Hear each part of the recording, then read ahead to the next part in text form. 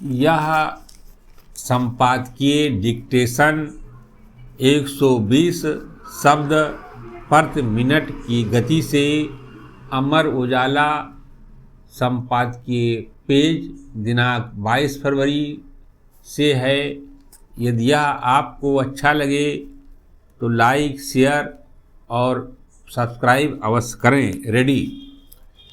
अमेरिकी राष्ट्रपति Donald Trump का अपने पूर्ववर्ती राष्ट्रपति जो बाइडेन पर यह आरोप बेहद संगीन है कि उन्होंने भारत में चुनावी नतीजों को प्रभावित करने की गरज से करीब 2.1 करोड़ डॉलर खर्च किए, जो एक खतरनाक ट्रेंड की ओर भी इशारा करता है। यह सही है कि शीत युद्ध के दौर से ही उस वक्त की दोनों महाशक्तियां अमेरिका और रूस आर्थिक मदद की शक्ल में कमज़ोर देशों में हस्तक्षेप करती रही हैं। अब चीन ने तो कमज़ोर देशों को कर्ज के जाल में फंसाकर अपना उल्लू सीधा करने की नीति को औजार ही बना लिया है। लेकिन अमेरिका और भारत के संबंध अलग ढंग के रहे हैं।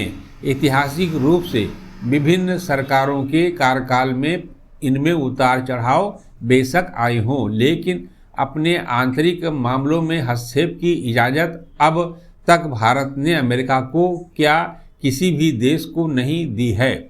पूरे भरोसे से यह कहना मुश्किल है कि ट्रंप के इस दावे में कितनी सच्चाई है, लेकिन इससे शंकाएं तो पैदा होती ही हैं। इसलिए भी क्योंकि यह पहली बार नहीं है जब भारत की अंदरूनी राजनीति में इस किस्म के आरोप लगाए गए हों। खुद प्रधानमंत्री मोदी समय समय पर चुनाव में विदेशी दखल की बात कहते रहे हैं। इस संदर्भ में अरबपति निवेशक जॉर्ज सोरोस जैसे लोग जो खुलेआम अपनी मनसाएं जता चुके हैं, यह संदेह पैदा करते हैं कि कुछ वैश्विक ताकतें हो सकती हैं जो भारत में सत्ता परिवर्तन और किसी दल विशेष की सरकार की इच्छुक हों। ये स्थितियां मतदाताओं से भी उच्च स्तरीय जागरूकता की मांग करती हैं।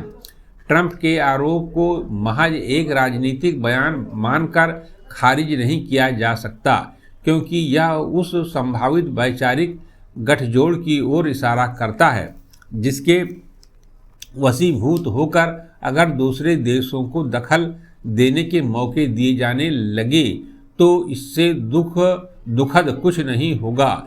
यह इस किस्म के आरोपों के बाद हमेशा की तरह भारतीय राजनीति में आरोपों प्रत्यारोपों का खेल शुरू हो गया है, लेकिन इनसे परे तथ्य यह है कि भारत एक संप्रभु लोकतंत्र है जिसके लिए चुनावी प्रक्रियाओं की पवित्रता को बनाए रखना और इसे बाहरी ताकतों से मुक्त रखना जरूरी है।